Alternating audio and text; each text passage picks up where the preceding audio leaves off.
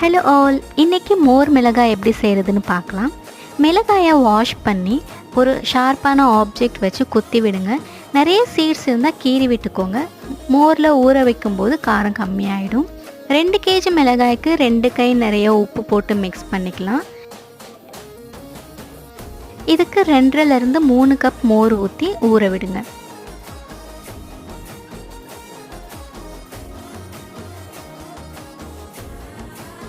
வெயில நல்லா காய வைங்க. இந்த மாதிரி பாதி அளவுக்கு காஞ்ச அப்புறம் மறுபடியும் அதே மோரில் மிக்ஸ் பண்ணி ஊறின அப்புறம் நல்லா காய வைங்க.